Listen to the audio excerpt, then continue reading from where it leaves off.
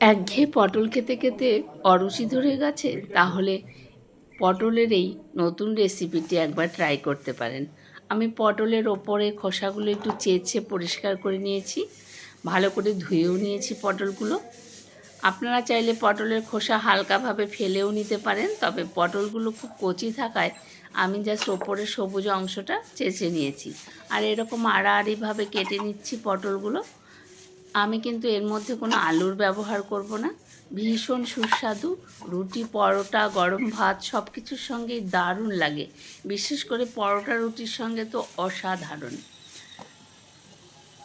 নমস্কার, সম্পাস গ্রিন কিচেনে আবারও একটি নতুন রেসিপিতে আপনাদের সবাইকে স্বাগত। পটলগুলো আমি সব কেটে নিয়েছি। এবার দুটো টমেটো মিডিয়াম সাইজের নিয়ে নিয়েছি। এইভাবে বন্ধুরা একবার পটল রান্না করে খেয়ে দেখবেন, অসাধারণ লাগে। মুখের জিভে স্বাদ এসে যাবে, এতটাই টেস্টি। যারা পটল খেতে চান না তারাও কিন্তু আঙ্গুল চেটে খাবেন। এবার 4টে ছোট ছোট পেঁয়াজ নিয়ে নিয়েছি, ছোট মিডিয়ামের থেকে একটু ছোট পেঁয়াজগুলো, সেই জন্য 4টে নিয়েছি। যদি বড় পেঁয়াজ হয় তাহলে একটাতেই হয়ে যাবে, তবে আপনাদের রান্নার পরিমাণ বুঝে সব উপকরণগুলো কম বেশি করে নেবেন।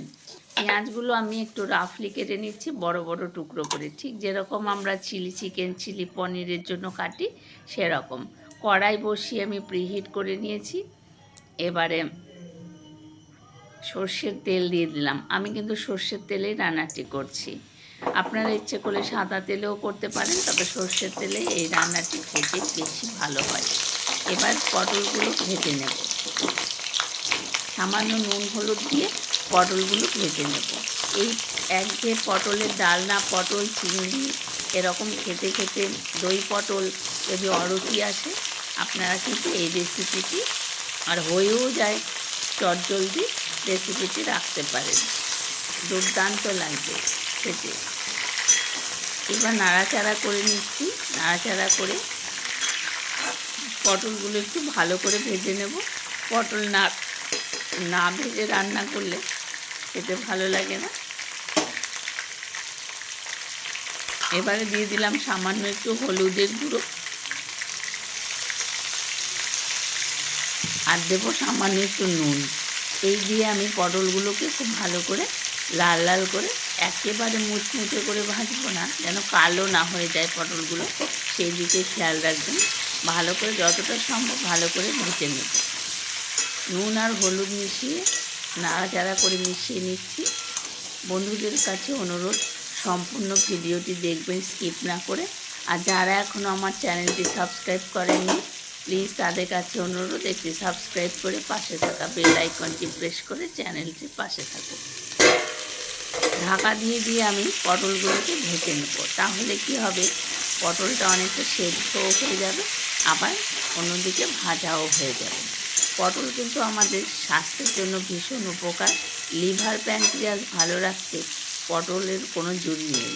এই গরমের এই সবজি পটল আমাদের শরীর কিন্তু ঠান্ডা রাখে।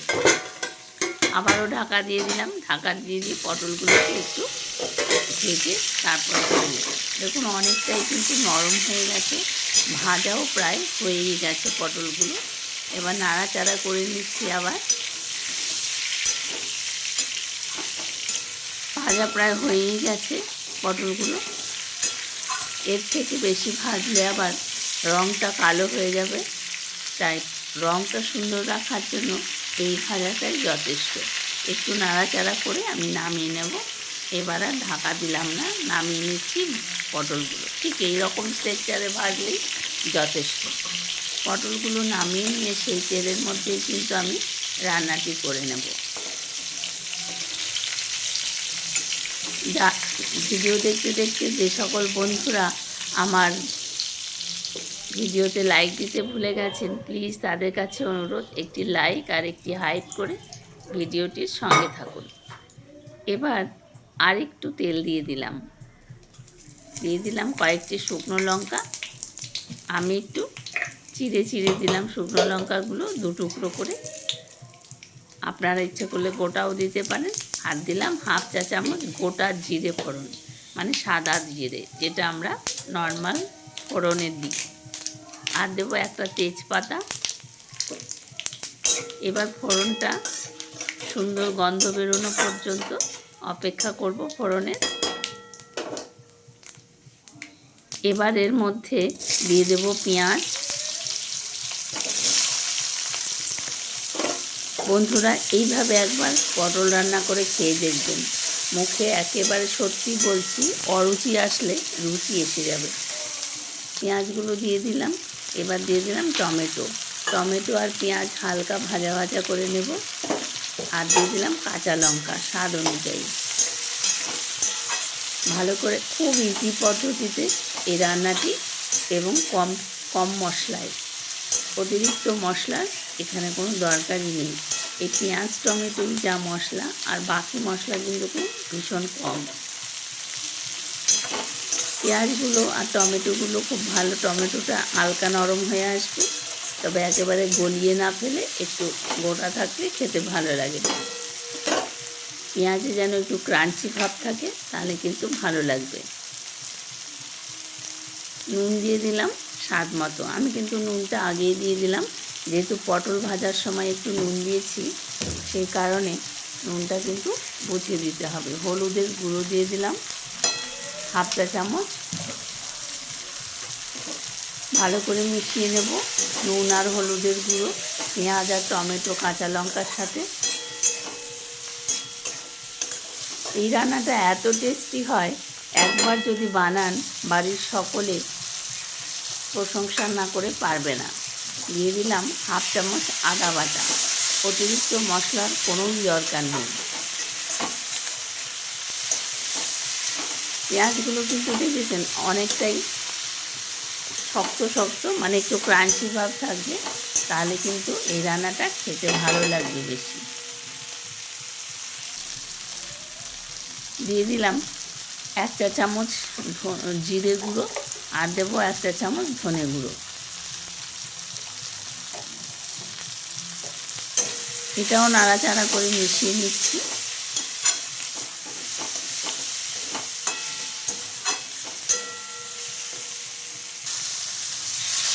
একটুখানি সামান্য জল দিয়ে নিলাম, যাতে মশলাটা পুড়ে না যায়।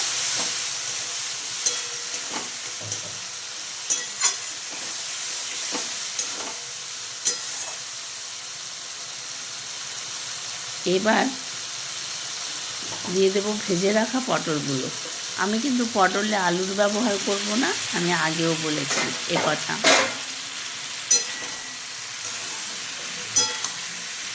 খুব মশলাটা একদম পটলগুলোর সঙ্গে ভীষণ ভালোভাবে মিশিয়ে নেব নাড়াচাড়া করে।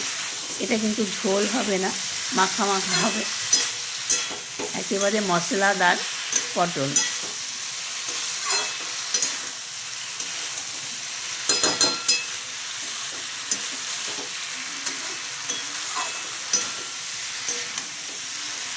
ভালো করে মশলাটা মিশিয়ে পটলগুলো মশলার সঙ্গে কষিয়ে নিচ্ছি। খুব তাড়াতাড়ি হয়ে যায় এই রান্নাটি, বেশিক্ষণ লাগবেও না।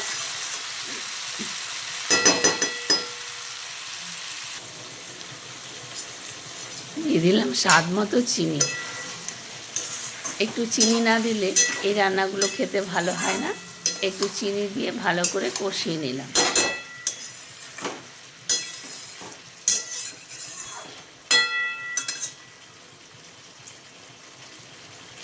এবার সামান্য জল দিয়ে কিন্তু ঢাকা দিয়ে দেব। অতিরিক্ত জল কিন্তু আমি দিলাম না, যেহেতু একেবারে গায়ে মাখা হবে, মশলাগুলো একদম পটলের গায়ে লেগে থাকবে এরকম রান্নাটা। মিনিট 5 পর ঢাকনা সরিয়ে নিলাম। দেখুন পটল কিন্তু সেদ্ধ হয়ে গেছে এবং রান্নাটাও প্রায় হয়ে এসেছে। এবারে আমি একটা রান্নাঘরের সমস্ত মশলা দিয়ে একটা মশলা তৈরি করে রাখি। সব রান্নাই করা যায়, একদম মাছ মাংস ডিম থেকে ধরে সবজি সব কিছু রান্নাতেই ওই মশলাটি দেওয়া যায়। যত রকমের মশলা আছে রান্না করে সব মশলা দিয়ে ওই মশলাটি তৈরি করা। সেই মশলার 1 চামচ এর মধ্যে দেব, মানে 1 চা চামচ। অতিরিক্ত দেওয়ার দরকার নেই, যেহেতু ওর মধ্যে সমস্ত রকম মশলা আছে। এই যে এটা গরম মশলা নয় কিন্তু, তবে গরম মশলাও এর সঙ্গে আছে। সেই কারণে আলাদা করে গরম মশলা দেওয়ার কোনো দরকার নেই। এবার ভালো করে নাড়াচাড়া করে মিশিয়ে একটু স্ট্যান্ডিং টাইমে রেখে দেব। আর নামানোর আগে একটু কারি পাতা ছড়িয়ে দেবো। আপনারা চাইলে ধনে পাতা দিতে পারেন। আমার কাছে ধনে পাতা ছিল না, তাই আমি কারি পাতারই ব্যবহার করব। রান্না থেকে কিন্তু অপূর্ব একটা গন্ধ বেরিয়েছে, দারুণ। একবার বানিয়ে দেখবেন, অসাধারণ লাগবে খেতে, এত মুখরোচক এই রান্নাটি। এবার ঢাকা দিয়ে ঢেকে রেখে দিলাম 2 মিনিট মতন স্ট্যান্ডিং টাইমে। 2 মিনিট পর ঢাকনা সরিয়ে নিলাম। দেখুন কতটা সুন্দর হয়েছে রান্নাটা। এবার একটু কারি পাতা ছড়িয়ে দিলাম। রেসিপিটি কেমন লাগলো কমেন্ট করে জানাতে কিন্তু ভুলবেন না। আত্মীয় বন্ধু বান্ধবের মাঝে ভিডিওটি শেয়ার করার অনুরোধ রইল। আর যারা এখনও আমার চ্যানেলটি সাবস্ক্রাইব করেননি, প্লিজ তাদের কাছে অনুরোধ যে সাবস্ক্রাইব করে পাশে থাকা বেল আইকনটি প্রেস করে চ্যানেলটির পাশে থাকুন, যাতে নিত্য নতুন রেসিপি আপনাদের কাছে পৌঁছায়। আমি একটি সার্ভিং প্লেট নিয়েছি, এর মধ্যে সার্ভ করে দেখাচ্ছি। দেখুন কতটা লোভনীয় আর কতটা সুন্দর। এর সুগন্ধি পুরো একদম খাওয়া হয়ে যাবে, মাছ মাংস কেউ চাইবে না।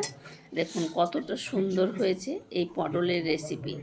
আপনারা সকলে ভালো থাকবেন, বাড়িতে একবার তৈরি করুন, দেখবেন সবার ভালো লাগবে। ধন্যবাদ সবাইকে সাথে থাকার জন্য। দেখা হবে আবার পরের অন্য কোনো রেসিপি।